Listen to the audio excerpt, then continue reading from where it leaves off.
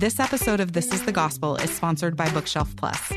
With Bookshelf Plus, you can have unlimited access to every audiobook that Deseret Book has ever released from all your favorite authors, fiction, nonfiction, even the newest books, like Sherry Dew's Insights from a Prophet's Life, which is full of stories and, well, insights from President Nelson's extraordinary life of service, read by the author. So if you want more uplifting good stories after this episode is over, try Bookshelf Plus free for 30 days by visiting DeseretBook.com/thisisthegospel. That's DeseretBook.com/thisisthegospel. On with the show.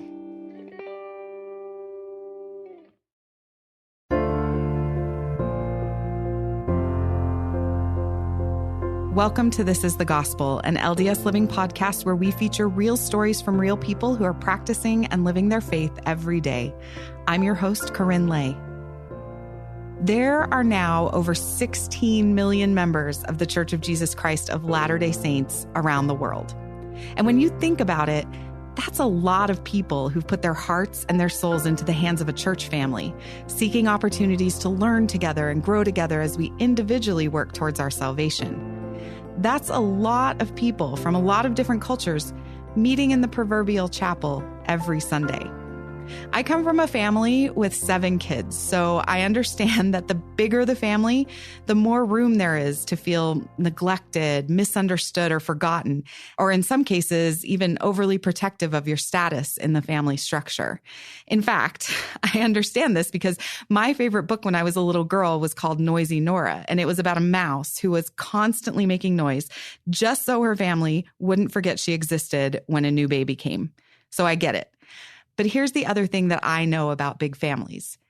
They also give us more opportunities to brush up against the kind of what I like to call divine friction that can only come from so many different personalities, backgrounds, races, and cultures engaged in the work of God. And that divine friction asks us to change and to be better. Sometimes we get it right, and sometimes we get it wrong.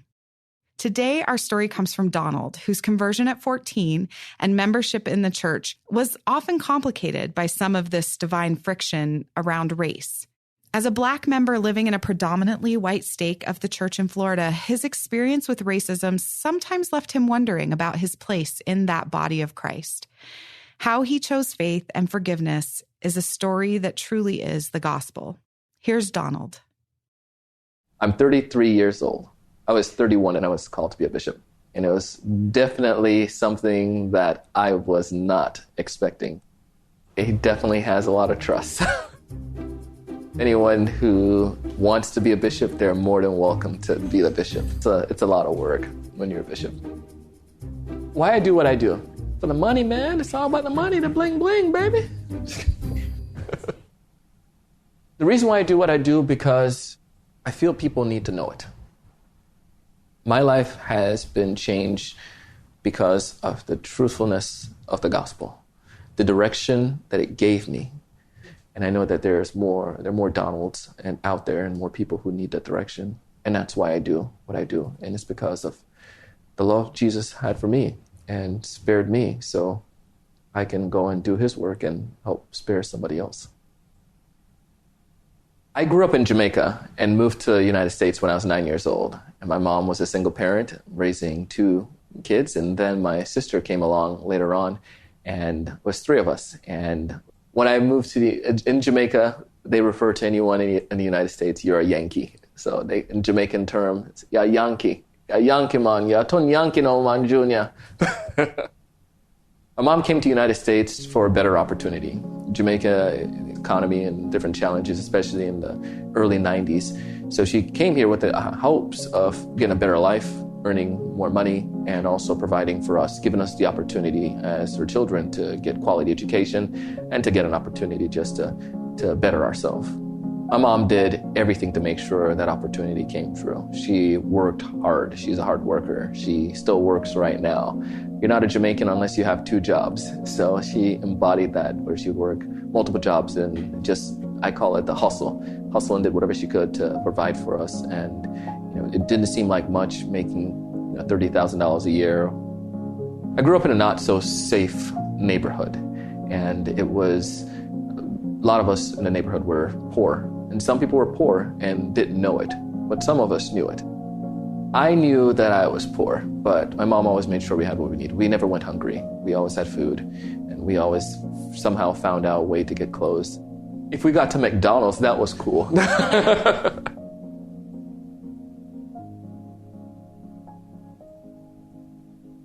My childhood growing up and my early adolescent going into teenage years, I went to middle school, Bear Lakes Middle School, and I had some friends who were kind of rough around the edges. And my mom raised us as a good kid. I never drank, never smoked. She never saw her drink or smoke, and it was just this good environment. And it rubbed off on me. So when I selected friends, I just selected friends who were people in the neighborhood. And even though they did things that I didn't necessarily agree with or approved of, they were friends, so you hung out with them. So 4 of us one evening, we were hanging around in the neighborhood and went to this bench, and we were being teenage boys, and the neighbors thought we were breaking into his house. He came outside and he chased us, and I got caught out of the 4 of us, and I was arrested that evening and wasn't taken to jail, but I was booked and released back to my mom. And I was put on house detention. No bands on your legs, you're just put on house detention. So I just was home, and my mom, being a strict Jamaican mother, she said, "You're grounded for life." So I was grounded forever. Pretty much that was my prison, was home. We went to church every so often after being arrested and being at home, and now having a lot of time to myself, a lot of time to think. I knew I needed to get back into a church. Didn't know what church or any church. So one of my friends, Ralston Campbell, Dane, we called him, he introduced me to the Church of Jesus Christ of Latter-day Saints, invited me at a National Junior Honor Society meeting to come do scouts and play basketball on Tuesday nights. I blew him off, but then he reminded me and invited me again, and I took him up on it. And I went to church. My first time was on Easter Sunday in 1999. I think it was a general conference that time. And then I had all these questions, and he said, "I have 2 friends for you," and introduced me to the missionaries. So I started taking the lessons, and the missionaries invited my mom to take the lessons and to learn about it, but she was stuck in her ways and didn't want to learn anything about it, but didn't have a big deal with me going to church. She knew it was a good thing for me at that time in my life. And growing up in Jamaica, it's really interesting, though. People don't get baptized until you're later. It's kind of like you're done making all your mistakes in life, you're sinning, and you're an adult, you understand what you're doing. So when I approached her that I wanted to get baptized, I started going to church April.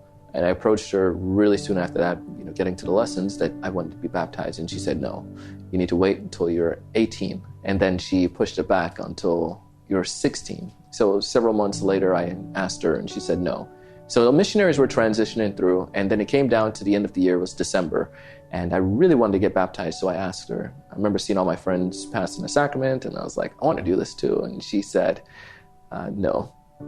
It was a fast Sunday, so all of us, the teachers and the young men and some of the members, they said they're going to do a joint fast, and we fasted that my mom would allow me to get baptized. And she had said at 16 at this time, and I had just turned 15, so we went that Sunday. It was again in December. I asked her, and she said, "Yes, you can get baptized." And it was amazing. So that gave me a huge, huge testimony of fasting, that if you have something, you bring it to the Lord, and He can help you. And I was baptized when I was 15.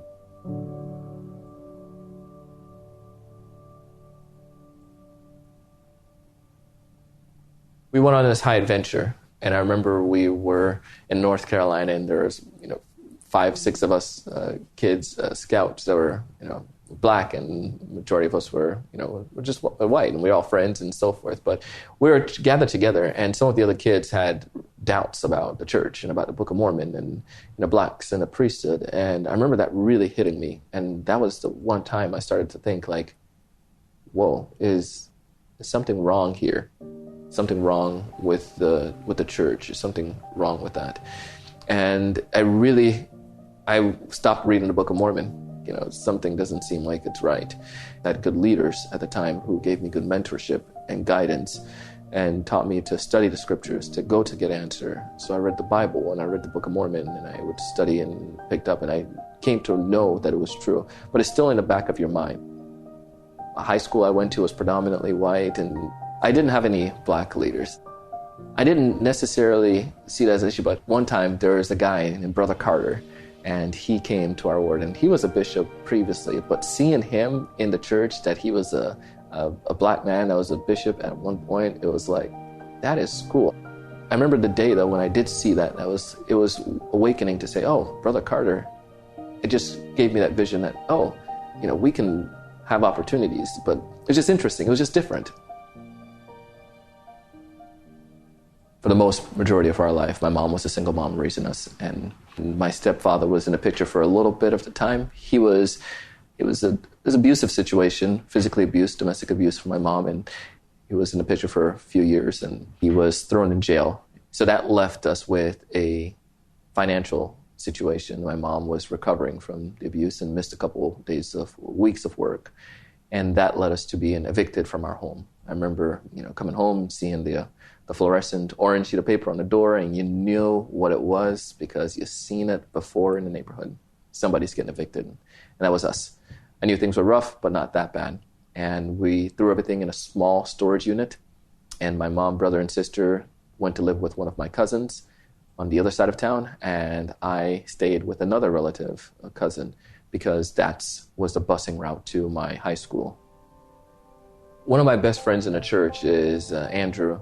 So we always hung out, always spent time together, a few of us together. And so when we got evicted and I lived with my cousin in his small apartment, I stopped going to seminary because I didn't have my rides to pick me up and to take me to seminary anymore. So he knew something was wrong. So he just pulled it out of me, and I told him what was going on, that we were evicted and family was separated, and I was staying with my cousin in the laundry room. And he said, well, we're already brothers. We're already like brothers. I think my parents would be fine, you come and staying with us. And I went home with them that evening, and they said, of course, you can stay with us.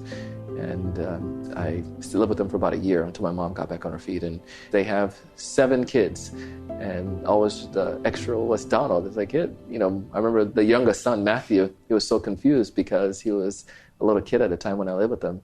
But they would say, yeah, we have 7 kids. And he's like, well, what about Donald? And it was always, it was cute.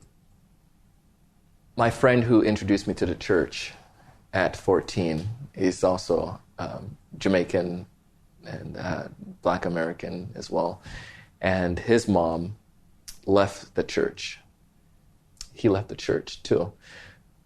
There was the thing that started it, someone at the time was teaching in Relief Society and said, or some meeting, and said that the blacks were the seeds of Cain, and taught that false doctrine. And it was very difficult for her. I can see how tough it was. So not seeing her come to church and not seeing Dane come to church, it was really hard for me to figure out how I was going to get to church. I knew it was right. I knew deep down that it was right. So I kept going, and it was, again, an escape for me. And I went, and those questions came later on. There were times, I remember one situation where a girl that I had interest in, and she had interest in me, but her parents wouldn't approve because the fact that I was black. And it's that idea, how do you feel about that when people read and misunderstand the Book of Mormon to say, don't mix your seed with someone? Like, what did I do? And that was really, it was difficult at the time to grasp that again. But the church was like the thing for me. It was an escape away from, growing up in the way I grew up and in the environment, and being in a wholesome environment, having a vision. And I did get in my Eagle Scout. And naturally, that's the next progression. You go on a mission. And I knew I wanted to. But going on a mission, I got called to Detroit, Michigan. And Detroit's, it's a lot of African Americans, right? And being a black missionary in Detroit, it was like a big deal for our mission. So I got placed in the inner city a lot of times, and it was really neat to be in the city. But stuff came up. Out of the 150, 120 missionaries, only a couple that are black. The population of the church, majority are not black. So people ask that question, how could you be a part of a church like that? And it brought me to think a lot. I knew that this was the church of Jesus Christ. I knew it was restored. There are things that I didn't understand, and it brought a lot of questions. And I can humbly say it did bring me to question certain things. Is this the right place for me? Is is there, is this correct? How come blacks couldn't have the priesthood? And it brought me to my knees a lot to study and to try to understand, how can I teach people? How can I go out every single day and tell people that this is a church for them when no one looks like them? The cool thing about Detroit, they saw us as Christ follower Christians who were out there doing the Lord's work. But it was definitely, there was a tension. The members in Detroit, you have to be rock solid. You have to gain that testimony to know that, yes, I understand there were issues in the past, but I know without a shadow of a doubt that it's true. And I've seen so many of those members that became like the bedrock and the foundation and establishing the church. And when Gladys Knight became a member of the church, that she's in Detroit, that was pretty big as well, because that helped to people to understand. Somebody who's prominent, who's an African-American as well, was also a member of the church. It brought the church out of this obscurity that it's a church for everyone. The history and the past happened, but it doesn't mean that the church isn't Christ's church.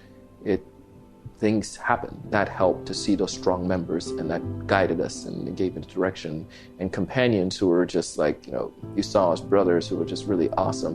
And I can tell you the thing that kept me going was just getting on your knees and praying and knowing that Jesus is the Christ, that he truly did die for my sins and he truly did made it a way. He resurrected and gave us an opportunity. That doctrine, that ideology is the bedrock that kept me grounded to understand that this is Jesus's work. It was that guidance that helped me through all of that, even understanding that people make mistakes and that we're not perfect. And if that was the case, there would be no need for the atonement.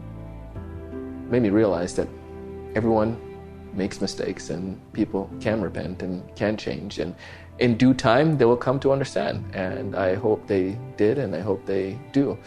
But for me, it doesn't make sense to hold any grudge or to be angry. It makes sense to keep going in the testimony of Jesus Christ that I do have. And that has guided me and forged a path and kept me going and led me to the opportunities in life where I have today.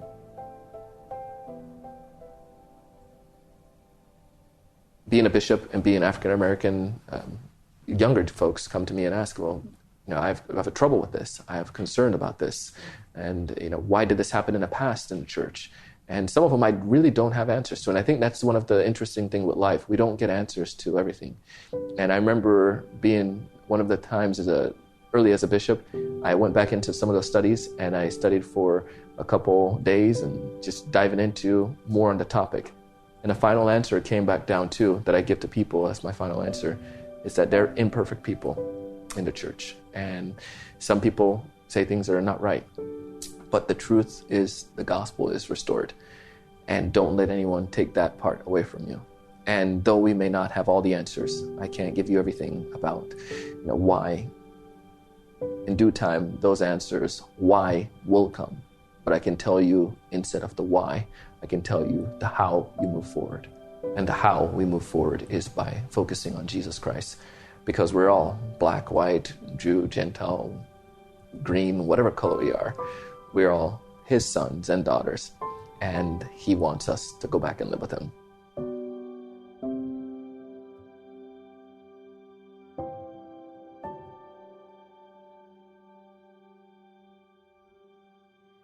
That was Donald Kelly.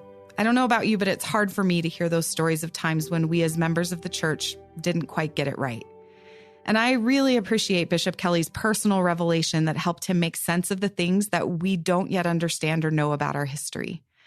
I also recognize that there are many brothers and sisters who are still waiting for that personal revelation that will heal their wounds.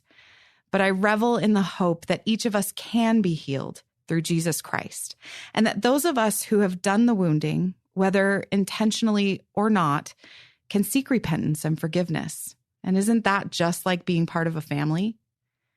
There's this part in the family, A Proclamation to the World, that says successful families are established and maintained on principles of faith, prayer, repentance, forgiveness, respect, love, compassion, work, and wholesome recreational activities. I think as a church family, we've got that recreational activity part down, if our ward's block parties and chili cook-offs are any indication. But what if we could do better at all the other things to help make our family, our ward family, our stake family, our church family more successful? I asked Donald to share his thoughts about what we could all do better to minister to our brothers and sisters of color, and here's what he shared. Now, this is a very sensitive topic for both Black members and white members as a whole, and I feel the answer is complex, but still yet could be very simple. But in order for us to understand it simply, we must recognize or go through the complex answer that I feel first. It comes down to education and empathy. Hear me out on this for a second. Personally, this is my opinion. Personally, I feel for years that many members of the church don't talk about race because they just don't understand enough about race, or don't talk enough about Blacks and the priesthood because they don't understand enough about Blacks and the priesthood, or they don't understand where members are coming from with it, or just simply don't have an answer and is ignorant to what they should be saying or how they can help other members go through it. So the easy answer, let's ignore it, put our heads in the sand, so to speak, and maybe what will happen, they just won't experiment with anything. It is not easy to talk about. We can do as Stephen Covey said, seek first to understand, then to be understood. Because what happens, especially when I served my mission in Detroit, sometimes you'll find that members, they were taught, years ago by the missionaries. These two guys came through the neighborhood, started preaching about the scriptures, about the Book of Mormon, about the restoration of the gospel, and it made sense. They felt something. They knew. They had the Spirit tell them that this was true. They made the decision to get baptized. And then maybe a couple years later, somebody mentioned this idea about Blacks in the priesthood. And then they start to question, like, wait, what do you mean about that? Now, understanding, you're probably saying, yes, they got a testimony. So why in the world would somebody start doubting? It's not necessarily doubting. And this is where empathy needs to come in play. It's putting yourself in the other person's shoe.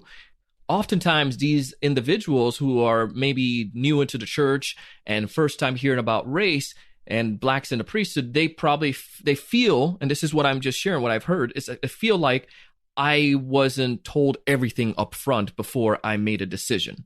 This caused them to have some kind of questioning, start questioning everything.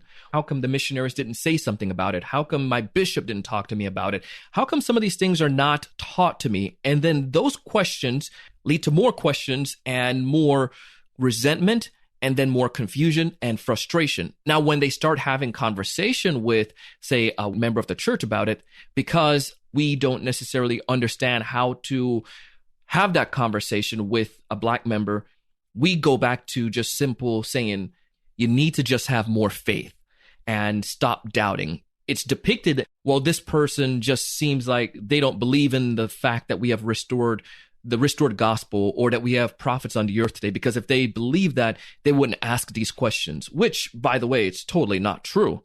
It is because I do believe that there is a restoration, it's because I do believe that there are prophets and apostles on the earth. It is because I do believe in the fact that we have priesthood authority. That's why I am asking to get better understanding. Again, having a question isn't bad. Maybe you recognize, someone has questioned. They're going through this challenging time in their life, and they're trying to figure things out. Help them. Don't shun them. Don't say they're not faithful. Read scriptures with them. Study with them. Have them over for come follow me. Or maybe there are things that you research and you could talk about with them. And just maybe as a bishop, you have more dialogue. As an elders quorum or relief society or young man or young woman president, taking time to recognize someone's questions and helping them.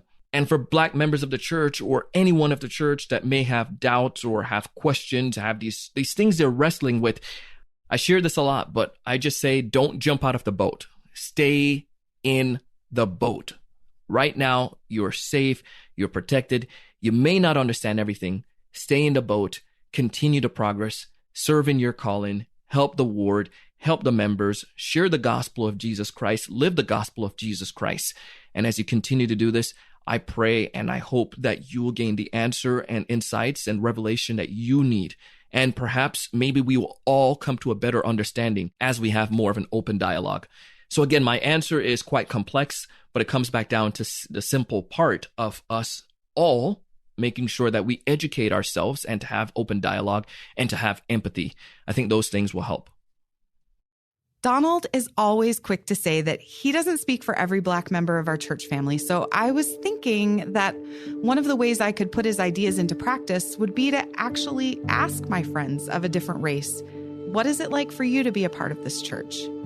And then to really listen to their story, not to try to fix it for them or to offer solutions, but to simply listen and make space for the hard things they might say. And then we can celebrate together the shared faith that brings us all to the sacrament table every week to feast together as brothers and sisters in the same family of Christ, while vowing to do better at being part of that family. Well, whatever you feel inspired to do to make our church family better, I hope you'll write it down this week and find a way to put it into action. Let that divine friction change us so we can be better. That's it for this episode of This is the Gospel. Thank you to Donald for sharing his story and his faith. And if you have a story to share, whether it's funny, touching, or miraculous, we'd love to hear it. Call our pitch line at 515-519-6179 and leave us a message with a short synopsis of your story. You can also listen to our bonus episode that tells you all about how to become a storyteller on This is the Gospel. We've heard from so many of you that this podcast is making a difference in your day. So if so, would you please take the time to leave a review on the Apple Podcast app or anywhere you listen to your podcasts? And be sure to tell your friends. The more people know about us, the more we're able to keep telling great stories. This episode was produced and edited by me, Corinne Lay, and Sarah Blake, with story editing by Davey Johnson.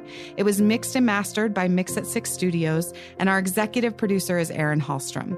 You can find past episodes of this podcast and other LDS Living podcasts, like the All In podcast, at ldsliving.com/podcasts.